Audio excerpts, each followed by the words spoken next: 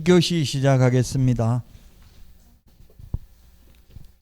부동산 거래 신고를 했는데 이제 해제 신고 이게 377페이지 해제 신고인데 옛날에는 해제 신고 할 수 있다였습니다. 근데 지금은 하여야 한다로 개정됐습니다.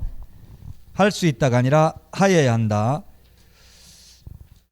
자, 378페이지 양가로 1번에 동그라미 1번 맨 뒤에 보니까 해제 등이 확정된 날로부터 30일이네. 30일 밑줄 치시고요. 공동으로 서명 또는 날인하여 신고관청에 제출하여야 한다. 해야 한다. 밑줄 치세요. 옛날에 할 수 있다 였습니다. 우리 프린터 35번에 동그라미 2번에 있습니다. 35번에 동그라미 2번에 보면은 2번이 아니고 3번이어야 되는 3번에 보면은 그게 해제 신고 뒤에 해제 신고라고 있죠. 3번 맨 뒤에 보면 35번에 3번 하여야 한다. 옛날에는 할 수 있었다. 그 할 수 있다가 하여야 한다로 바뀐 이유가 뭐냐면 자전거래를 방지하기 위한 조치입니다. 자전거래 방지. 자전거래가 이게 뭐 법적 용어는 아닌데 그냥 뉴스에 이렇게 많이 나왔어요.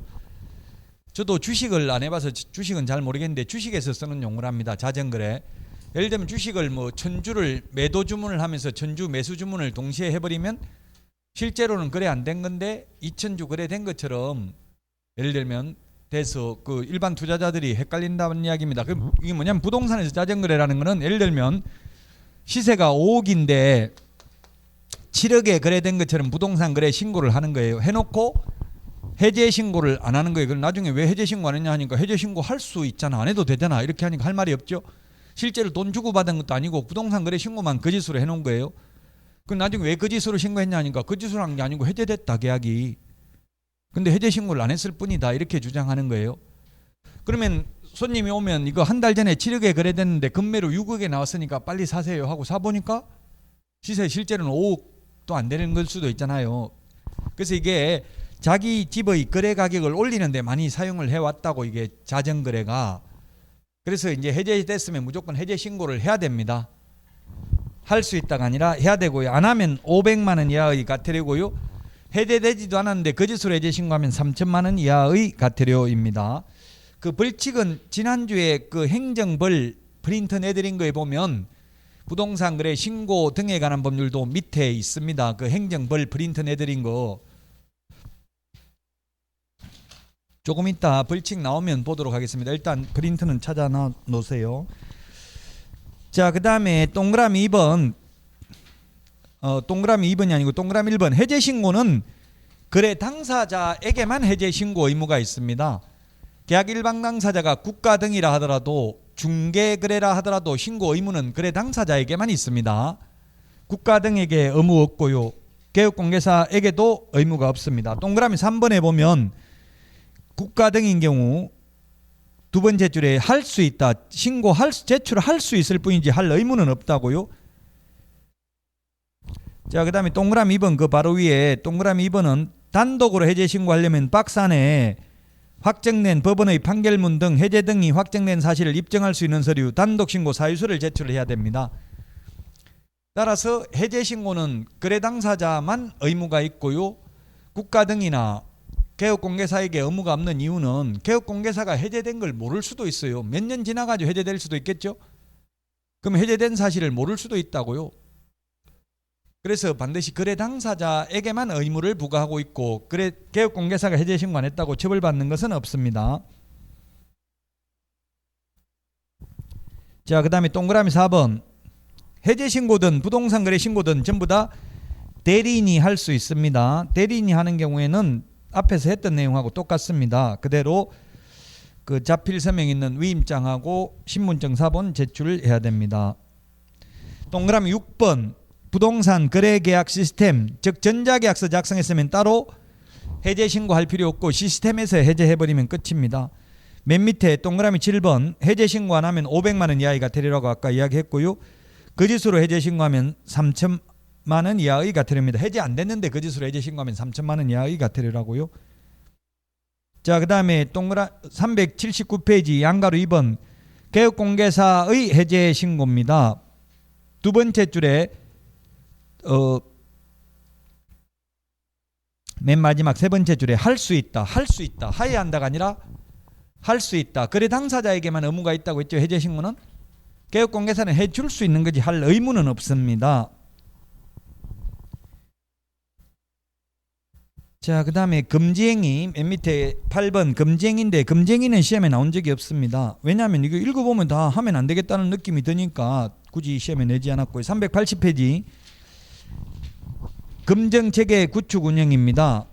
동그라미 1번 국토부 장관 주어 밑줄 치시고요. 국토부 장관이 금정체계 구축 운영할 수 있습니다. 운영할 수 있는 게 아니라 세 번째 줄에 운영해야 됩니다. 국토부 장관이. 그 다음에 양가로 2번 신고가격 적정성 검증 주어 신고관청은 적정성 검증해야 된다. 시험에는 어떻게 나왔냐면 신고관청이 금정체계 구축 운영해야 된다. X. 그 다음에 국토부 장관이 적정성을 검증해야 된다. X. 주어를 바꿔서 시험에 냈다고요. 검증체계 전국적인 검증체계 구축 운영은 국토부 장관이 그 검증체계에 의해서 검증을 하는 사람은 시장 군수구청장입니다. 381페이지는 신고 내용 조사인데요. 자료 제출을 요구할 수 있습니다. 양가로 2번. 그 제출 요구할 수 있는 거 박스 안에 보면 동그라미 2번만 밑줄 치면 거래대금 지급 확인할 수 있는 입금표 통장사본입니다. 자, 그러면 예를 들면 실제로는 7억에 거래하고 다운계약서를 적어가지고 5억으로 계약서를 썼습니다. 부동산 거래 신고도 5억으로 했습니다. 그러면 통장 입금시킬 때 어떻게 입금시켜야 돼? 실제로는 7억 해놓고 다운계약서를 적었다고 서로 합의해가지고 그럼 돈을 얼마 7억 입금시킨다고요? 7억 입금시키면 입금표 보자고 이거 할 수 있다고요. 지금 보니까 저는 이런 걸 당해본 적은 없는데 저한테 연락 온 분들이 다 알려주니까 지금 구리 수택동에 지금 재개발한다더라고요. 재개발하니까 이게 전부 다 이런 걸 자금 이거 제출하라고 통장 입금표 제출하라고 연락 왔나 봐요. 제출하라고 하는데 제출 안 하면 3천만 원 이하가 들입니다. 그 벌칙 보라고 했잖아요. 프린트 내드린 거 거래 대금 지급 증명자료 제출 안 하면 3천만 원 이하가 들어요. 그럼 제출을 하면 7억에 거래했는데 계약서는 신고는 5억이라고 해놓고 통장은 7억 입금시켰으면 이건 뭐야 물을 거 아니에요. 그럼 다운계약서 적은 거 적발되는 거죠. 그럼 거짓 신고 5% 이하가 들으라고 7억에 5%면 57, 35 얼마예요? 350입니까? 3,500입니까? 7억에 5% 3,500이에요? 3,500 그 과태료 더 많네. 지금 제출 안 하는 통장 아예 제출 안 하는 게 차라리 더 낫겠네. 제출 안 하면 3천만 원 이하가 되는데 제출하면 3,500만 원 과태료 내야 되겠네요. 다운계약서 적은 게 적발돼 가지고. 그래서 이제 현실적으로는 현업에서는 5억 입금시키고 나머지 2억은 현금으로 현금 보관증 썼다가 잔금 치를 때 그 현금 보관증 찢어버리고 받고 이렇게 하긴 하는데 그것도 굉장히 위험해요. 전부 지금 요즘 정치인들 보니까 다 뭐 9개월 동안 녹음 다 해놨다가 폭로하고 이렇게 하더라고. 그렇게 증거 수집했다가 폭로할 수도 있다고 나중에 자진신고를 할 수도 있어요. 그러니까 가급적이면 개업공개사 입장에서는 중개보수 그 몇백만 원 벌려고 하다가 나중에 몇천만 원 물어낸 사람 엄청나게 많이 봤어요. 웬만하면 안 해주는 게 좋아요. 이게 다운계약서 적는 거 지금은 특히 다주택자들은 3주택이면 양도소득세가 30% 중과세되잖아요. 지금 최고 세율이 양도소득세가 몇 퍼센트예요? 45%죠. 여기에 30%가 3주택 이상이면 중과세 되면 75%. 75%에 이게 지방소득세 또 10% 내야 되거든요. 75%의 10%를 내야 되면 7.5% 내야 돼. 그러면은 82.5%를 양도소득세하고 지방소득세 내야 된다고요. 그러니까 이게 다운계약서 적고 싶은 유혹이 생기잖아요. 금액 좀 적게 해버리면 세금이 확 내려가겠죠. 금액에 따라서 이게 차등부가잖아요. 또 이게 양도소득세는 6%부터 45%까지 아마 7단계 초과 누진세율인가 그러니까 6단계인지 7단계인지 지금 헷갈리는데 아마 그렇게 단계별로 다 다르잖아요. 몇 단계예요? 6단계인가 7단계 한 6단계 정도 될 것 같은 7단계 정도 될 것 같은데요. 초과 누진세율입니다. 그러면 이게 양도소득세든 종합소득세든 뭐 근로소득세든 다 똑같죠. 세율은 소득세 세율이 똑같다고요. 월급도 많이 받으면 세금 더 많이 내잖아요. 초과 누진 세율이라고요.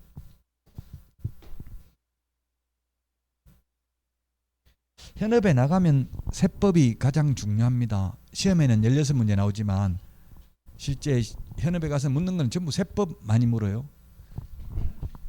학계론 묻는 사람은 아무도 없더라고요. 근데 학계론 묻는 사람은 없지만은 직접 학계론을 묻지는 않지만 그 학계론을 알고 있음으로써 효과적으로 셀링 포인트를 활용할 수 있다는 얘기예요. 그 마인드, 그 학계론적인 마인드가 있어야 그 설득을 할 때 도움이 될 수 있다는 이야기입니다. 직접적으로 묻는 사람은 없지만 필요 없으면 시험 과목에 들어가지를 않겠죠. 자, 그 다음에 383페이지 383 정정신청 변경신고입니다.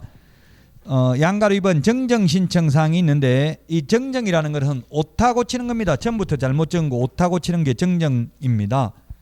정정할 수 있는 게 박스에 주지사 종목, 우리 프린터 14번에 보면 주지사 종목 5개입니다. 정정 신청할 수 있는 게 주소, 전화번호, 휴대전화번호. 근데 이거는 주소, 전화번호, 휴대전화번호는 당사자 일방이 정정이 가능하므로 이거는 전자문서가 안 되고 방문신고만 가능합니다. 우리 프린터 14번에 있습니다. 그 다음에 거래 지분 비율, 그 다음에 사는 사무소 소재지, 그 다음에 종은 건축물의 종류입니다. 토지 종류가 아니고요. 지목입니다. 지목.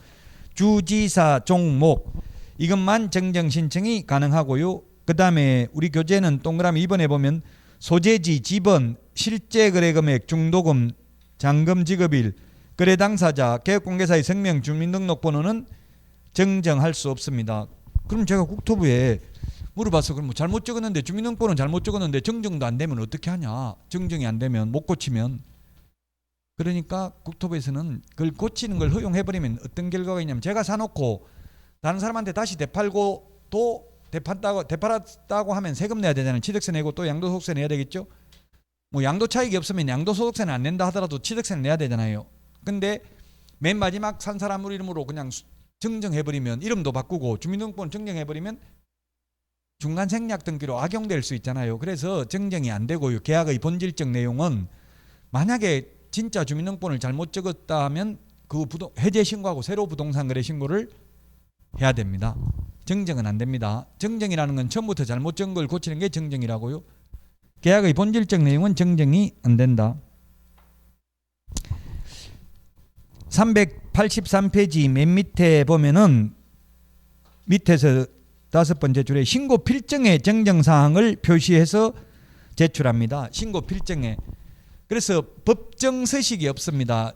정정신청서라는 법정 서식은 없다고요. 변경신고, 해제신고, 부동산거래신고서는 서식이 있습니다. 그런데 정정신청서라는 법정 서식은 없고 신고 필증에 정정사항을 기재해서 제출하면 된다고요. 법정 서식 없습니다. 383페이지 맨 밑에 주소, 전화번호, 휴대전화번호는 일방이 단독으로 서명 또는 날인하여 정정할 수 있기 때문에 제가 전자문서 안 된다라고 했고요. 384페이지 제출 대행, 정정 대행은 대행하는 건 똑같습니다. 부동산 거래 신고 대행하는 거, 해제 신고 대행하는 거하고 똑같기 때문에 생략하고요. 그 다음에 양가로 5번 신고, 필정, 재발급 전부 다 지체 없이입니다. 지체 없이. 7일이 아니고 지금 부동산 거래 신고 등에 관한 법률에서는 부동산 거래 신고, 필정, 해제 확인서, 정정 확인서, 그다음 변경 신고 확인서 전부 다 필정 전부 다 지체 없이 재발급입니다. 지체 없이. 적시가 아니고요. 자, 그다음에 384 변경 신고입니다. 변경 신고. 384페이지 맨 밑에 변경 신고할 수 있는 거 있는데 변경 신고는 처음부터 잘못 적은 게 아니라 추후 합의에 의해서 내용을 변경한 경우가 되겠습니다. 변경 신고는 메뉴의 동그라미 1번에 두 번째 줄에 등기 신청 전 등기 신청 전이라는 말 밑줄 치고 전자 동그라미 해놓으세요. 등기 신청 전에만 가능합니다. 384페이지 2번에 양가로 1번에 동그라미 1번 두 번째 줄 맨 뒤에 등기 신청 전. 등기 신청 전입니다. 그럼 등기 신청 후에는 어떻게 하냐? 변경을 하려면 그거는 새로 변경된 부분 새로 부동산 거래 신고를 해야 됩니다. 추가로 더 살려면은 등기 신청 전에만 변경 신고가 가능합니다. 정정 신청은 언제든지 가능합니다. 우리 프린트는 15번에 제가 지분 변경 도면 가기 같이 지분 변경 도면 가기 시작. 정정 신청은 우리 교과서하고 순서가 똑같았는데요. 이 변경 신고는 우리 교과서에 384, 385에 있는 순서하고는 다릅니다. 프린트 15번하고 순서를 제가 제 방식대로 암기하려고 바꿨다고요. 자, 15번에 보니까 지분 변경 도면 가기 한 번 더 시작. 거래 지분 비율, 거래 지분, 그 다음에 공동 매수의 경우 일부 매수인의 변경, 일부가 제외되는 경우만 해당됩니다. 일부가 추가되는 경우는 안 됩니다. 예를 들면 매수인이 A, B, C 3명이었는데 2명으로 변경은 가능하지만 4명으로 변경은 안 된다고요. 1명을 더 추가하는 건 안 된다고 변경을 해도 제외되는 경우만 줄이는 것만 가능하다고요. 그 추가되는 거는 그럼 어떻게 하냐 모르니까 추가되는 건 새로 부동산 거래 신고하라더라고요. 국토부에 물어보니까. 자, 그 다음에 지분 변경 도면 가기 한 번 더 시작. 예, 그 다음에 그 4번에 거래대상 부동산 등이 다수인 경우 일부 부동산의 변경, 일부가 제외되는 경우만 해당된다. 제외 밑줄 치놓으시고요. 마찬가지입니다. 아까 그 제외되는 경우 하나의 계약서에다가 부동산을 3개를 동시에 거래해도 됩니다. 현실적으로 이런 일은 잘 없지만 그러면 2개로 변경은 1개 안 사고 줄이 뿌리고 2개만 사는 걸로 변경할 수 있습니다. 근데 하나 더 추가하는 건 안 된다고요. 제외되는 경우만 해당된다. 지분 변경 도면 가기 한 번 더 시작. 또는 중도금 잔금 및 지급일, 그 다음에 도면 면적 가는 거래 가격인데 공급가액 또는 옵션 비용을 포함하는데 이 공급가액이나 옵션 비용은 단독으로 변경이 가능하기 때문에 전자문서 X 안 된다. 그 다음에 기족은 기한 변경이 가능합니다. 그리고 면적 변경 없이 가격을 변경하는 경우에는 계약서 사본 등을 제출하러 가야 되기 때문에 전자문서 X 안 되고 방문신고만 가능하다. 그 다음에 등기 신청 전에만 가능하고요. 정정, 변경, 신고, 필정은 지체 없이 교부라고 우리 프린트 15번에 되어 있습니다. 이 시험에는 정정, 변경이 10년 동안 3번 출제됐습니다. 3년에 한 번 정도 출제됐습니다. 해마다 나오는 거 아니고요. 자, 그 다음에 주택 386 주택임대차 신고입니다. 주택임대차 신고 32회 때 출제됐네요. 이거 32회 출제된 게 2021년 6월 1일 이후 체결되거나 갱신된 임대차부터 적용되고요. 아마 올해도 또 나올 거예요. 여기는 왜냐하면 이게 소위 정부의 주된 정책이라고 임대차 3법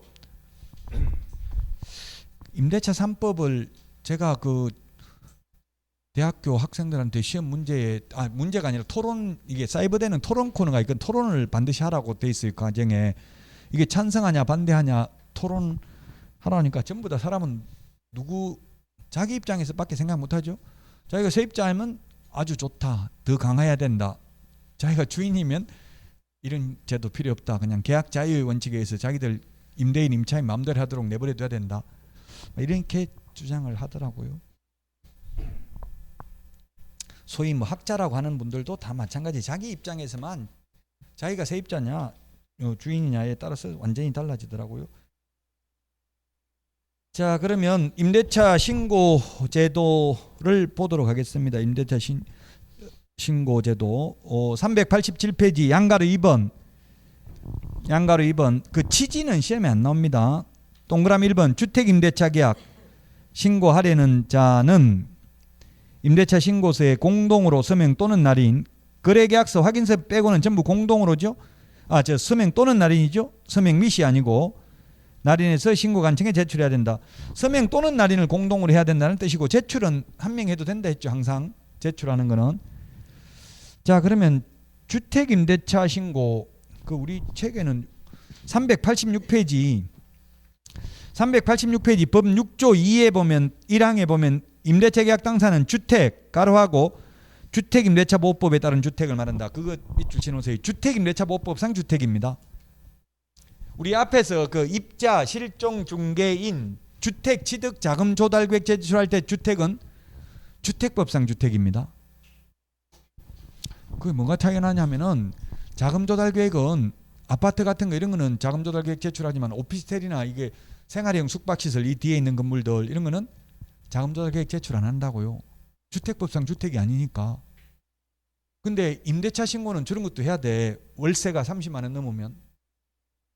생활형 숙박시설도 주택임대차보호법은 실제 주택으로 사용하면 주택이잖아요. 주택임대차보호법이나 상가금융임대차보호법은 사실상 용도를 가지고 주택인지 여부를 판단한다고요. 그래서 이게 중요해요. 즉 오피스텔이라도 주택으로 월세를 나가 주택으로 사용하고 있으면 신고해야 된다고 주택임대차 신고를. 그러나 주택 취득 자금 조달 계획은 오피스텔이나 생활형 숙박시설은 하지 않는다. 지금 오피스텔하고 생활형 숙박시설 저게 문제가 많아가지고 이제 앞으로 50실이 넘으면은 청약 호음을 통해서 이제 공개 분양을 하도록 바뀐대요. 앞으로 이때까지는 300실이 넘어야 공개 분양 청약 호음을 통해서 공개 분양하고 나머지는 그냥 아무한테나 분양해도 회사가 자체적으로 해도 뭐 아무런 규제는 없었어요. 그러니까 거기에 뭐 부정행위 같은 게 뭐 생활형 숙박시설이 경쟁률이 뭐 몇백 대 1, 몇천 대 1 이렇게 됐대요. 근데 저 뒤에 생활형 숙박시설이라고 돼 있던데 레지던스 뭐 이런 거 적어놨던데 저기 거주하면은 이행강제금 부과 대상이에요. 숙박시설이기 때문에 숙박시설을 이용해야 된다고요. 근데 실제로는 전부 다 분양받아가지고 자기들이 다 거주하고 있는 경우가 많죠. 그러면 이행강제금 부과 대상이라고 이행강제금이 몇 퍼센트냐면 10%. 10년 동안 이행강제금 내버리면 분양가 다 이행강제금을 내야 돼요.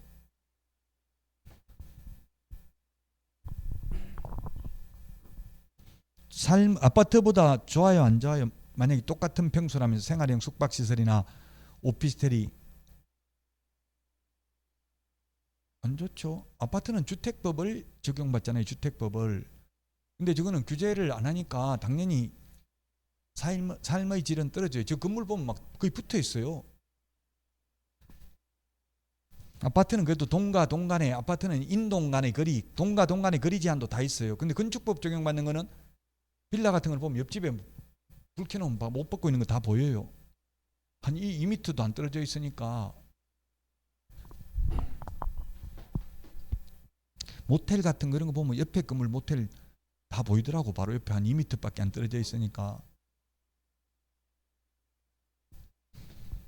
방음시설도 모텔 같은 데는 잘 안 돼 있죠. 안 가봐서 모르는구나. 저는 뭐 강야로 돌아다니다 보니까 이게 밖에서 자보고 이러니까 방음시설도 안 돼 있어요. 잘 돈이 많이 들잖아요. 방음시설 하려면은.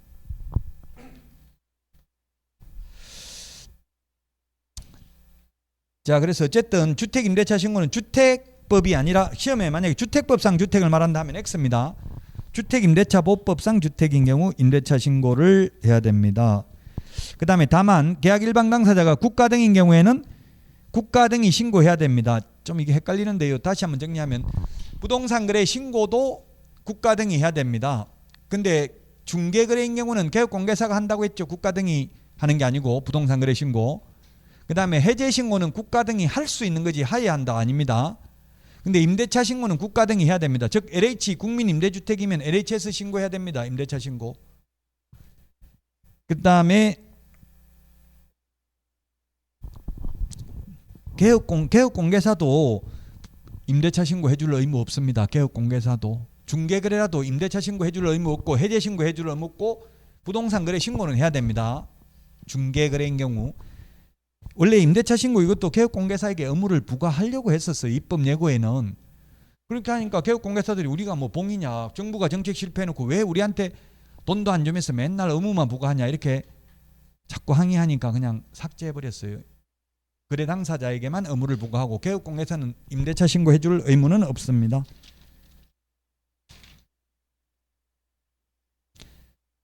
자, 그 다음에 388페이지 양가로 5번 대상 주택이 중요한데요. 동그라미 1번 보증금 6천만 원 초과하거나 월차임 30만 원 초과하는 임대차 계약만 신고하고요. 괄호 안에 계약을 갱신하는 경우로서 보증금 및 차임 증감 없이 임대차 기간만을 연장하는 경우는 제외한다. 이 말은 임대차 신고할 필요 없다. 2021년 6월 1일 이후에 체결되거나 갱신된 임대차부터 적용합니다. 그 전에 계약은 신고할 필요 없습니다.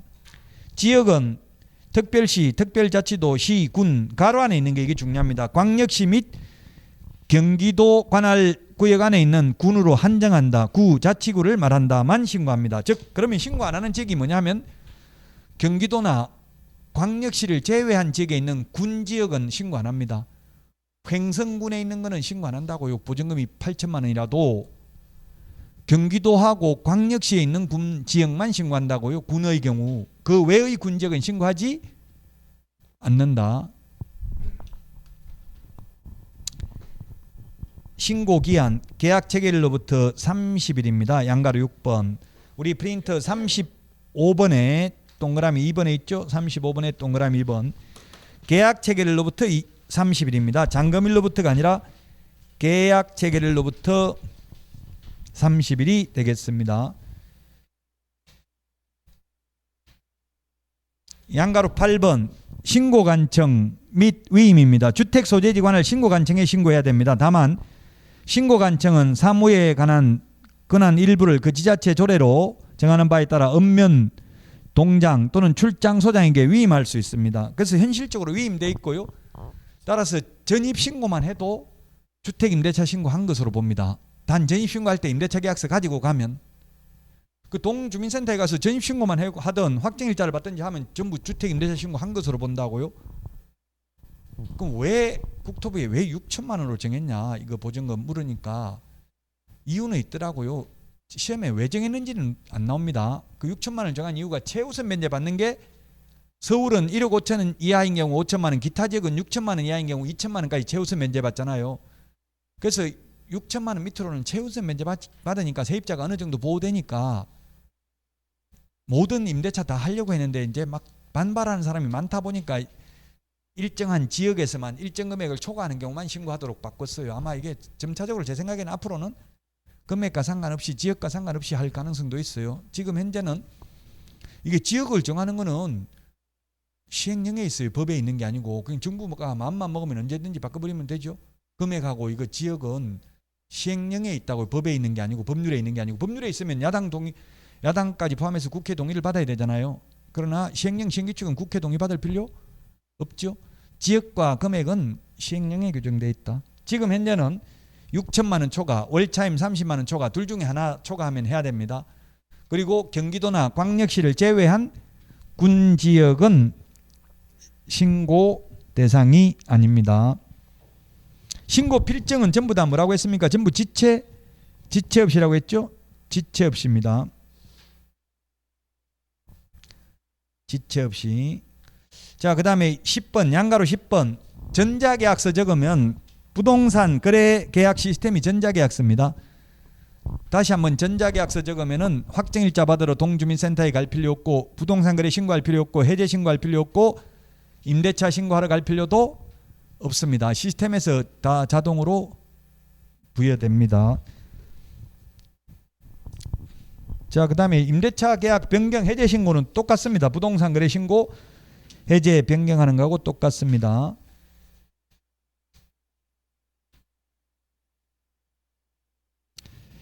자, 거기 393페이지 맨 밑에 다른 법률 의제입니다. 제가 아까 이야기했죠. 맨 밑에 양가로 1번 전입신고하면 주택임대차 신고한 것으로 본다. 전입신고만 해도 393 맨 밑에 전입신고만 해도 주택임대차 신고한 것으로 본다고요. 자, 그 다음에 394페이지 394페이지에 보면 맨 밑 위에 양가로 2번 공공주택 특별법, 그 다음에 민간임대주택에 관한 특별법에 따른 임대사업자는 관련 법령에 따른 주택임대차 계약 신고 또는 변경 신고를 한 경우 이 법에 따른 신고 또는 변경 신고를 한 것으로 본다. 그렇죠. 민간임대주택 특별법에 의한 민간임대사업자도 이게 주택임대차 신고해야 되거든요. 그걸 했으면 이 법에 의한 신고 또 한 번 할 필요 없다고요. 민간임대주택 특별법에 의한 민간임대주택은 만약에 뭐 지금 10년이면 10년 동안 1년에 최대 5%밖에 못 올리죠. 최대가 무조건 5%도 아니에요. 그 계산하기 굉장히 힘드니까 그 렌트홈에 들어가서 자동 계산기로 계산해야 돼. 이거 올리는 거 집주인 입장이면 무조건 5% 올릴 수 있는 게 아니에요. 물가 상승률 등을 고려해서 계산하는 방식이 엄청나게 복잡해요.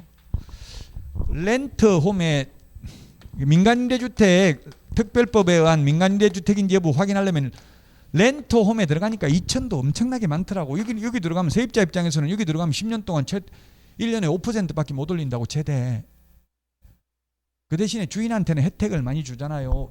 양도소득세나 종부세나 이런 거 재산세 혜택을 주기 때문에 그 주인 입장에서 장기간 임대하려면 지금 집 없는 사람들이 주장하는 거 민간임대주택 특별법 이거 폐지해야 된다. 너무 주인들한테 혜택을 많이 준다. 이렇게 주인들은 오히려 5%밖에 못 올린다고 불만이 있는데 세입자가 그런 게 아니라 지금 집값을 내리게 하려면은 이 민간임대주택 사업자들 집 많이 못 갖게 이거 민간임대 사업자 등록하면은 세제 혜택이 많기 때문에 다주택자도 세금 많이 안 내거든요. 이게 집값 급등의 원인이라고 주장하는 학자들이 많이 있다는 이야기입니다. 자, 어쨌든 민간임대주택 특별법 이런 거에서 임대차 신고했으면 또 이 부동산 거래 신고 등에 관한 법률에 의해서 한 번 더 할 필요 없다. 공공주택 특별법 예를 들면 LH 30년 국민임대 이런 것도 그는 보면 2년에 최대 5% 올려. 2년에 그는 LH 같은 경우는 5% 안 올리고 보통 한 2% 정도 올리더라고요. 지금 LH가 적자겠어요, 흑자겠어요? LH 전체 재무 구조가 엄청나게 적자입니다. 그 적자인 이유가 지금 LH에서 관리하는 국민임대주택이 500만 호래요. 500만 호. 어제 LH 지금 임원 한 명 만나는데 그 LH 돈 많이 벌지 않냐 이러니까 엄청나게 적자라더라고. 임대주택에서 적자래요. 500만 호. 임대료 받는 게 500만 원이래요. 500만 호 우리나라에 LH에서 관리하는 게 그 국민임대 30년짜리 이런 거 있잖아요.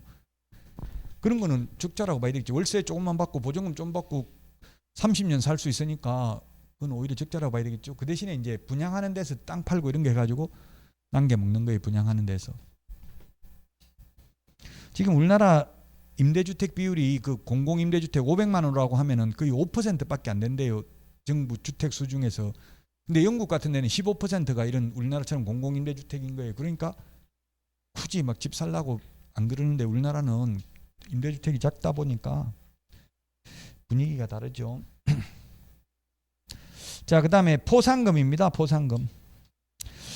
포상금은 우리 그 프린트 오늘 내드렸죠? 오늘 포상금 비교 정리 내드렸습니까?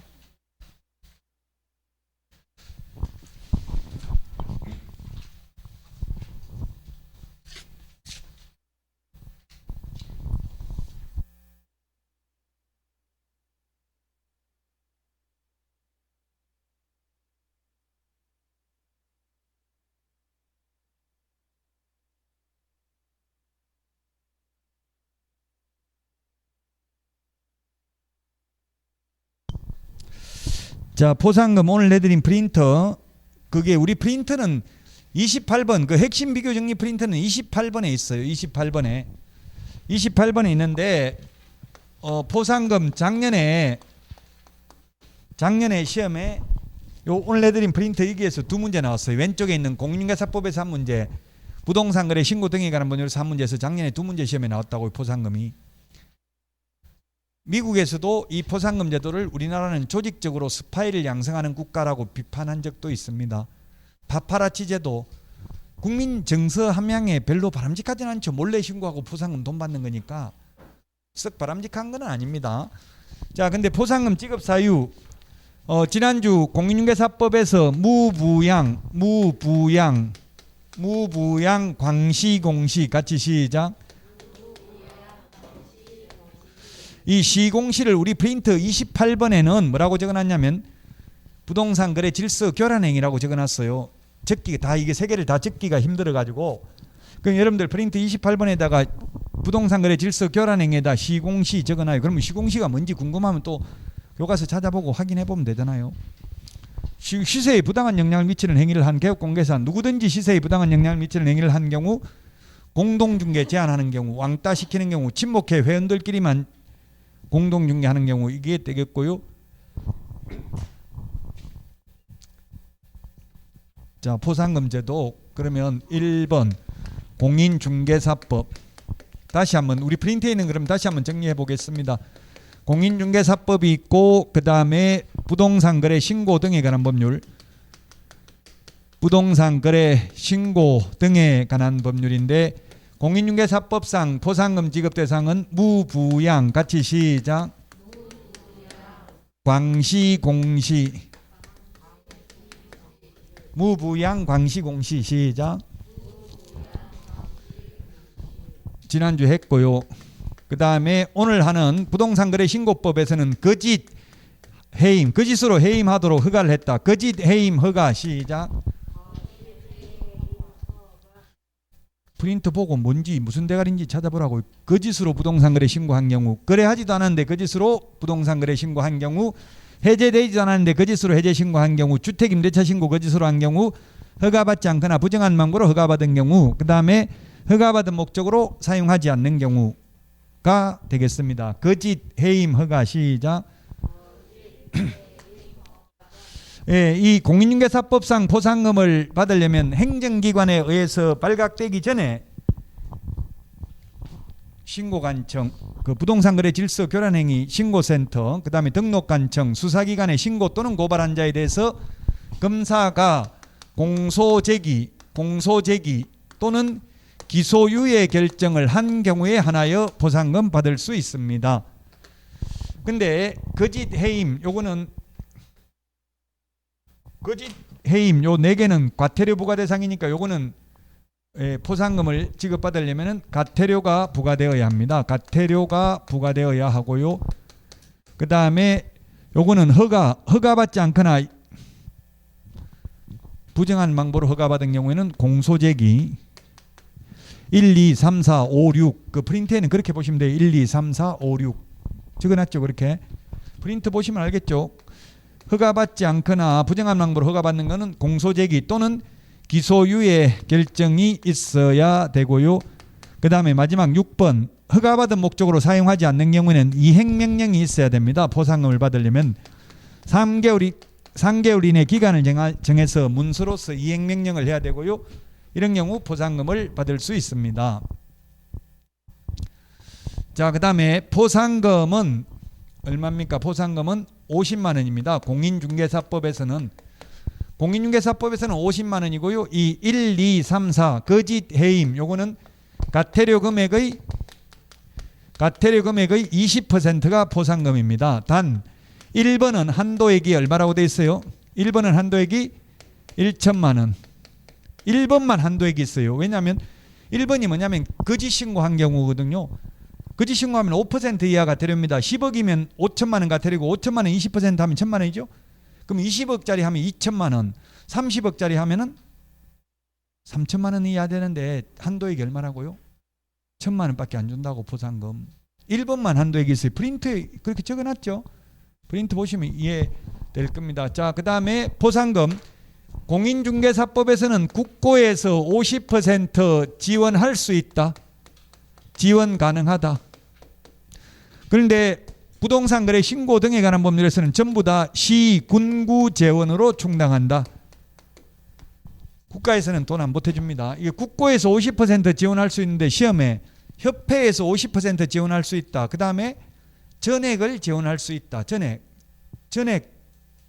전부 또는 일부를 지원할 수 있다. 이렇게 나왔어요. X죠. 전부 또는 일부를 지원할 수 있다. X죠. 50%입니다. 한도가 최고 많이 지원해도 전부 또는 일부를 지원할 수 있다. X. 협회에서 50% 부담할 수 있다. X. 이런 식으로 시험에 출제됐다고요.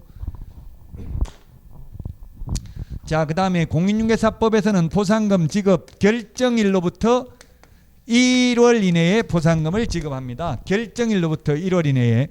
부동산 거래 신고 등에 관한 법률에서는 접수된 날로부터 2개월 이내에 보상금을 지급합니다. 2개월 이내에 보상금을 지급한다. 시험에 2문제 나왔다고 얘기해서 지금 작년에 32회 때 올해 또 뭐 그렇게 나온다는 보장은 없습니다. 근데 항상 대비는 해야 되겠죠. 최근에 5년간 기출문제 나왔던 게 그 똑같이 작년 문제하고 똑같이 안 내도 이 파트에서 문제를 낼 수 있다는 이야기예요. 똑같이만 안 내면 되거든요. 똑같이는 안 나와요. 작년 문제 그대로는 안 나오죠. 절대. 그 파트에서 나온다고 포상금이라는 파트에서 문제를 낸다는 이야기예요. 최근에 나왔던 파트에서.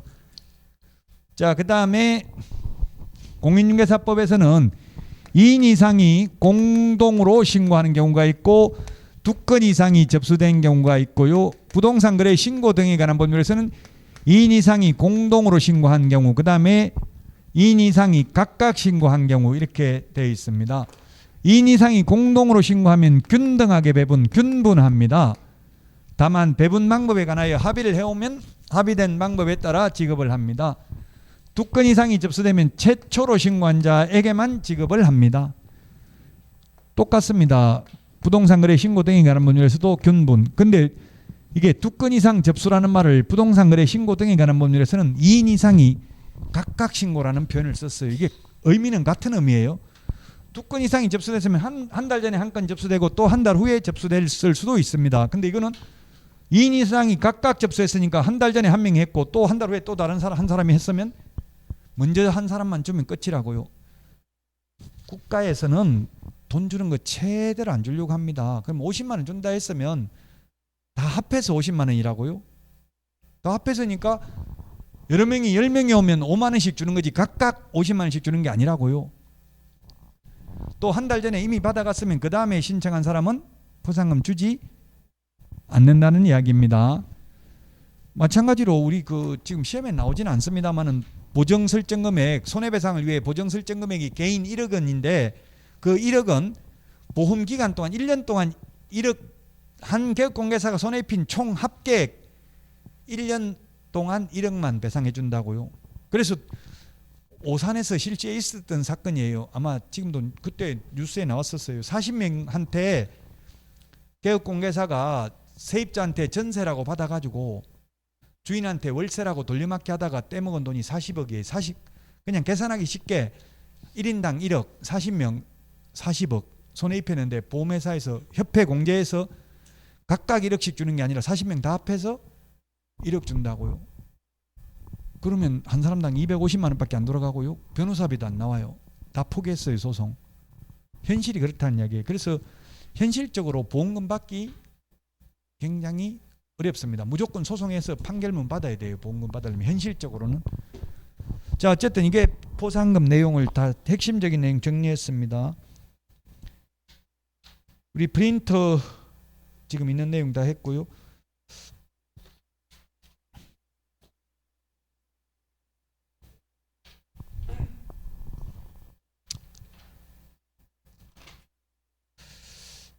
자, 그 다음에 396페이지입니다. 396페이지 위반시 제재. 이거 지난주에 내드린 프린터 행정벌 정리 그 프린터 보시라고 했죠. 3천만 원 이하의 과태료 3개입니다. 3천만 원 이하의 과태료. 우리 공인중개사법에서는 행정벌 봐야 됩니다. 행정처분 말고 행정벌.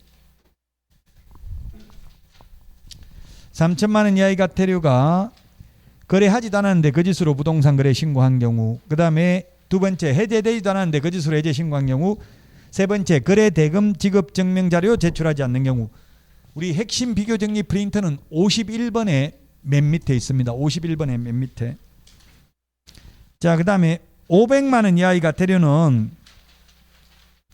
500만 원 이하의 과태료 거기 1번에 부동산 거래 신고 30일 이내 하지 않는 경우, 2번 1-2가 30일 이내 해제 신고하지 않는 경우입니다.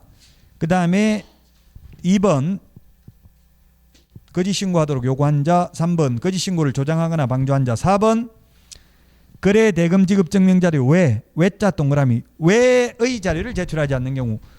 외자 하나 빠지면 3천만 원 이하의 과태료죠. 거래 대금 지급 증명 자료 제출 안 하면 3천만 원, 그 외의 자료를 제출 안 하면 500만 원 이하의 과태료라는 점을 유의하시라고요. 프린트 51번 맨 밑에도 그래서 외에 동그라미 해놨잖아. 외자에 해놨어요. 외의 자료 제출 안 하면 51번 맨 밑에 제가 프린트 보자는 것도 겁나요. 이거 찾는데 시간이 오래 걸려서 못 찾아가서 계속 헤매고 있으니까 그 괜찮아요. 그래도 슬퍼하거나 노여워하실 필요 없어요. 5번 이상 계속 반복된다고 또 3월달부터 처음 진도 나가고 5월달에 또 처음 진도 나가고 지금 다 알아버리면 재미없다고요. 조금씩 여백의 미를 남겨뒀다가 채워가는 아름다움이 있어야 돼요. 우리나라 미술의 특징이 여백의 미잖아요. 약간 비어있는 듯한 그런 게 꽉 차 있는 게 아니고 그래서 조금씩 채워가는 재미가 있다고요. 397페이지 취득가격의 100분 5% 이하 과태료입니다. 거짓 신고하면 5% 이하. 5%나 100분 5나 같죠? 제가 5%라고 하니까 5%라고 하면 틀린 거 아닙니까? 100분 5라고 해야 되는 거 아닙니까? 하던데 시험에 그거 가지고 틀리게 낼 수는 없어요. 5%나 100분 5나 20분의 1이나 같은 말이에요. 근데 주택임대차보호법에서는 20분의 1, 상가에서는 100분 5 이렇게 표현을 달리하고 있을 뿐이에요. 왜 그렇게 표현을 달리하고 있습니까? 물어보니까 서로 그걸 남의 걸 보고 만든 게 아니고 그냥 아무 생각 없이 만들다 보니까 옛날에 뭐라고 표현했는지 안 보고 만들다 보니까 어떤 데서는 20분의 1, 어떤 데서는 100분 5 이런 식으로 표현을 하고 있는 거예요. 자, 100만 원 이하의 과태료입니다. 임대차 신고 변경, 해제 신고를 하지 않거나 거짓으로 한 경우 임대차 신고는 30일 이내 하지 않거나 거짓 신고한 경우 똑같아요. 100만 원 이하의 과태료. 부동산 거래 신고는 안 하면 500만 원 이하의 과태료, 거짓으로 하면 5% 이하 과태료죠. 부동산 거래 신고를 거짓으로 하면 5% 이하 과태료, 30일 이내 신고 안 하면 500만 원 이하의 과태료인데 주택 임대차 신고는 30일 이내 하지 않거나 거짓으로 신고하거나 똑같이 100만 원 이하의 과태료라고요. 물론 이 벌칙이 공인중개사법에서는 두 문제가 반드시 나오는데 부동산 거래 신고 등에 관한 법률에서는 반드시 나온다고는 단정할 수 없어요.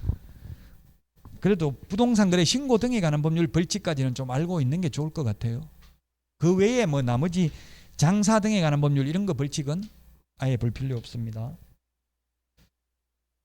자, 그 다음에 397페이지 과태료 부가징수권자 및 징수권자 및 부가사실 통보인데요.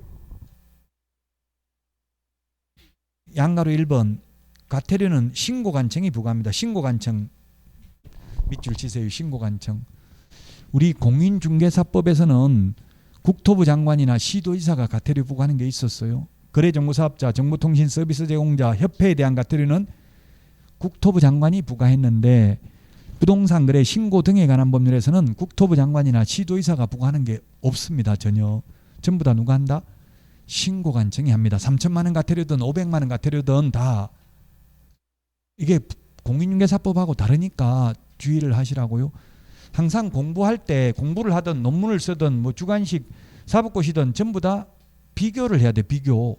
비교하는 게 전 사법고시 시험 문제 보고 충격받았어요. 문제는 간단하더라고. 전세권과 임차권에 대해서 논하시오. 2차 과목 문제 이렇게 나와 있어요. 문제는 간단하잖아요. 근데 답이 뭔지는 저도 몰라요. 답은 이제 임차권은 채권이고 전세권은 물건이잖아요. 그럼 물건과 채권의 특징을 비교하고 뭐 장단점 비교하고 아마 그런 식으로 써야 되겠죠. 왜냐하면 몇 페이지 써야 되는데 시험지는 꽉 엄청나게 많이 여백은 많은데 그냥 간단하게 쓸 수는 없잖아요. 그러면 그 특징을 서로 비교해야 될 거 아니에요. 그래서 모든 과목 공부하는 요령이 비교를 해야 된다고요. 그 예를 들면 민법도 민법 임대차, 주택 임대차, 상가 임대차, 전세권 이런 걸 비교해야 되겠죠. 물건하고 채권, 또 채권의 물건화 경향이 있는 거 이런 것을 비교해야 될 겁니다. 공법도 주택법하고 건축법 비교를 해야 되고요. 비슷비슷하잖아요. 예를 들면 건축법에서는 건축 허가라는 말을 쓰는데 주택법에서는 사업계획 승인이라는 말을 쓰고 건축법에서는 공사 다 끝나고 나면 사용 승인이라는 말을 쓰는데 주택법에서는 사용 검사라는 말을 쓰죠. 안 배웠다고요? 그럼 뭐 배운 거 뭐 있는데 뭐 아는 게 뭐 있어요 지금? 무조건 안 했죠. 진짜 안 한 거 맞아요. 안 한 거 맞는데 제가 농담을 하는 소리예요. 이것도 너무 상처받지 말라고. 안 한 거 맞잖아요. 지금 공법 처음 1월달에 처음 했으니까 지금 아직도 국토의계획 및 이용에 관한 법률을 하고 있어요. 예. 그러니까 당연히 아직은 안 한 거 맞아요. 맞는데 제가 농담한 거니까 상처받지 말라고. 그 똑같은 용어인데 법마다 쓰는 용어가 다르다는 이야기입니다. 그 다음에 정화조, 준공검사 이런 말 써요. 정화조, 사용승인, 사용검사 이런 말을 안 써요. 지금 사용승인, 사용검사, 준공검사 이게 전부 다 공사 끝나고 하는 거죠. 저는 어릴 때 그런 좀 지적 호기심이 있었던 것 같아요. 삽교천, 박정희 전 대통령이 뉴스에 삽교천 준공식에 갔다 와서 그날 저녁 궁중동에서 서거했다 이런 뉴스를 들으면서 준공검사가 뭘까? 공사 처음에 할 때 하는 게 준공검사일까? 아니면 끝나고 하는 게 준공검사일까? 이게 궁금하더라고요. 뭡니까? 그 준공이라는 게 끝나고 하는 게 처음 시작할 때 하는 거예요? 끝나고 하는 거잖아요. 끝나고 하는 게 준공검사, 사용승인, 사용검사 이게 같은 말이라고 의미가 단 법마다 표현이 다르게 쓸 뿐이라고요. 지금 미리 한번 들어놓으면 나중에 공법할 때 도움이 많이 돼요.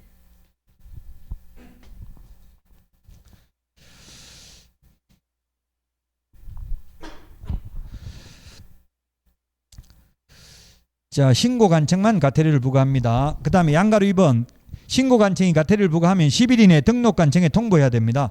10일 이내에 통보해야 된다. 10일. 우리 프린트 10일이 몇 번에 있습니까? 10일 40번에 몇 번에 있어요? 40번에 동그라미 9번 40번에 동그라미 9번 찾았습니까? 이 프린트 2장 이거 신기하잖아요. 교과서에 있는 게 없는 게 없잖아. 지금 숫자. 그 학교 가신 분들이 마법의 프린터 이렇게 박용덕 마법의 프린터 이런 거 네이버에 검색해봐요. 나오는지 안 나오는지. 그 제가 올린 게 아니고 수험생들이 많이 올려놨어. 합격해보니까 알겠더라. 합격 시험 볼 때까지 모르고 짜증나서 욕만 했는데 합격하고 나니까 그때서야 늦게 알아서 죄송합니다 하고 막 사과문 올리는 것도 있고 그래요. 결론은 이게 나중에 시험 보러 갈 때는 이 2장만 들고 들어가야 된다고. 다 책 다 버리고 나중에는. 근데 지금은 무슨 말인지 다 줄여놨기 때문에 말을 모르죠. 그러니까 계속 교과서 찾아보고 확인을 해봐야 됩니다. 자, 양가로 3번 자진신고자에 대한 감면 등입니다. 자진신고자.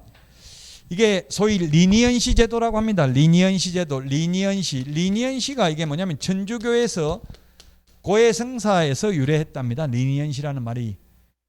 그래서 이게 리니언시 제도가 뭐냐면 스스로 고해성사하면 자백을 하면 나 다운계약서 적기 싫은데 매도인이 하자고 해서 어쩔 수 없이 했다. 이렇게 먼저 고백을 하면 조사 시작되기 전에 하면 면제해 줍니다. 조사 시작되기 전에 자진신고하면 50% 깎아줍니다. 그럼 왜 이렇게 했냐? 공인중개사법에는 자진신고 제도가 없습니다. 공인중개사법에는. 근데 여기는 이렇게 둔 이유가 뭐냐 물어보니까 어차피 예를 들면 거짓 신고를 하면 다운계약서 적어서 거짓 신고를 하면은 5% 이하 과태료잖아요. 과태료인데 두 사람한테 다 부과하는 거거든요. 한 사람한테만 하는 게 아니고 둘이 합의가 됐으니까 했을 거 아니에요. 매수인 매도인 다 부과하는데 폭로하고 싶어도 예를 들면 뇌물 줬다고 폭로하고 싶었는데 하면 둘 다 처벌받잖아요. 준 사람 받은 사람. 그러니까 폭로를 못하니까 적발하기가 어렵다는 이야기. 두 사람 간에 은밀히 계약을 했기 때문에.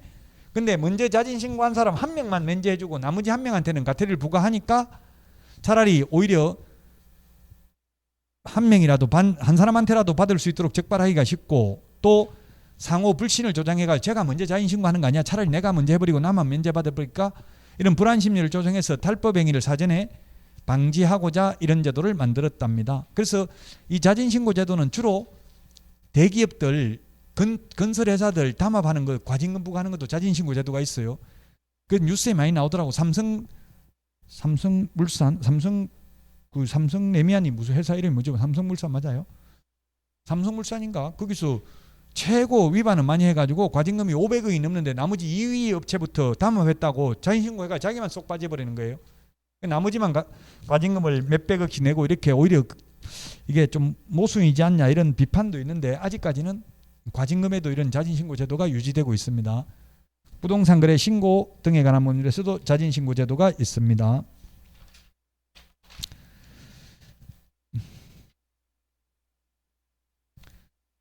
자진신고자 398페이지에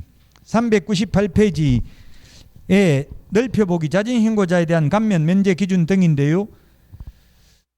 동그라미 1번 국토부 장관 또는 신고관청을 조사기관이라고 하는데 조사기관의 조사가 시작되기 전에 전자 동그라미. 우리 프린트는 47번에 있습니다. 프린트에 없는 거 없다고 했잖아요. 만물 프린터 47번에 있습니다. 자진신고에 대해서 조사 시작되기 전에 하면 면제입니다. 조사 시작되기 전에 하면 면제. 동그라미 1번 조사 시작되기 전에는 면제. 동그라미 2번 50% 조사 시작된 후 동그라미 하시고 100분 50% 깎아준다고요. 조사 시작되기 전에는 면제. 동그라미 1번. 그 동그라미 2번 찾았어요. 중간에 밑에 쭉 내려가서 찾았어요. 동그라미 2번에는 조사 시작된 후 50% 깎아준다. 우리 프린트 47번에 맨 밑에 적어놨잖아요. 조사 시작되기 전, 후. 자, 그러면 면제 감경 대상이 되는 거 어떤 경우 면제나 감경해 주냐 하면 다시 그 동그라미 1번의 기억에 1호를 보면 신고하지 아니하게 하거나 거짓으로 신고하도록 요구한 자, 그 다음에 거짓으로 해제 신고로 하는 행위를 조장하거나 방조하는 자, 그 다음에 3번에 보니까 신고 의무자가 아닌 자가 거짓으로 신고하는 행위, 그 다음에 4번에 보면 외국인이 계약 체결로부터 60일 이내에 신고하지 아니하거나 거짓 신고를 한 자, 그 다음에 5번에 계약 이외의 원인으로 6개월 이내에 신고하지 아니한 자, 6번에 계속 보유 신고하지 아니한 자, 7번 임대차 신고 거짓으로 한 자. 시험에 자진 신고해도 면제 감경 대상이 아닌 것은 이렇게 나왔어요. 우리 책에 지금 감경 면제 대상인 걸 7개 적어놨는데요. 저는 프린트 47번에 자진 신고해도 면제 감경 대상이 아닌 것 6개를 적어놨습니다. 우리 책하고는 반대로 해놨죠. 우리 책에는 지금 자진 신고하면 면제 감경 대상인 걸 적어놨잖아요. 시험에는 자진 신고해도 면제 감경 대상이 아닌 것 프린트 47번에 있는 거 이게 시험에 나왔다고요. 그 사실은 아닌 걸 암기하는 게 아니라 대상인 걸 암기하는 게 맞죠, 원칙은. 근데 시험에 아닌 게 나와서 저는 아닌 걸 적어놨다고요. 그 책에 있는 거는 자진 신고하면 면제되는 거고 지금 프린트 47번에는 자진 신고해도 면제 안 되는 거라고요. 자, 47번에 안 되는 게 뭐냐면 거래하지도 않았는데 거짓으로 부동산 거래 신고한 경우, 해제되지도 않았는데 거짓으로 해제 신고한 경우, 거래 대금 지급 증명 자료 제출하지 않는 경우, 이 세 개가 3천만 원 이하의 과태료입니다. 3천만 원 이하의 과태료.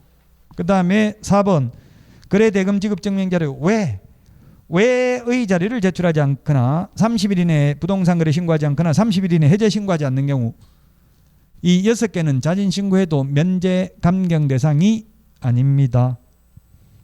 조사 시작되기 전에는 면제, 조사 시작되고 난 후에는 50% 깎아주고요.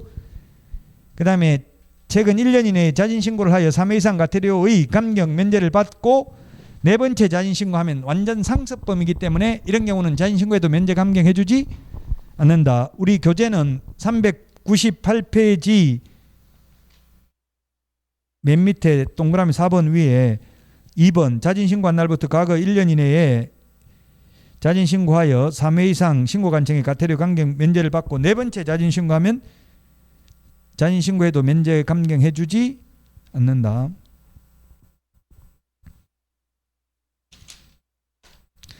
그 다음에 거기 400페이지, 401페이지, 402, 403, 404 안 해도 됩니다. 개별 기준이잖아. 우리 공인중개사법에서는 제가 개별 기준 무거운 거부터 암기했잖아, 순서대로. 근데 이거는 404페이지 한번 보세요. 5만 원, 10만 원, 15만 원, 15 뭐 이런 거 할 수가 없어요. 이거 암기할 수가 없다고 시험에 나올 확률도 극히 박하고요. 최근에 나온 적은 없습니다. 최근 10년간은. 딱 옛날에 한번 나온 적은 있어요. 사실은 한번 있는데 그냥 10년 넘었기 때문에 없다고 봐도 돼요. 이걸 한번 나온다 하더라도 이걸 다 어떻게 암기할 거냐고 세부적인 내용을 전부. 이런 거는 확률이 극히 박한 거는 생략하셔도 되겠습니다. 자, 여기까지 하고 쉬었다가 408페이지 외국인 등의 부동산 취득 특례부터 하도록 하겠습니다.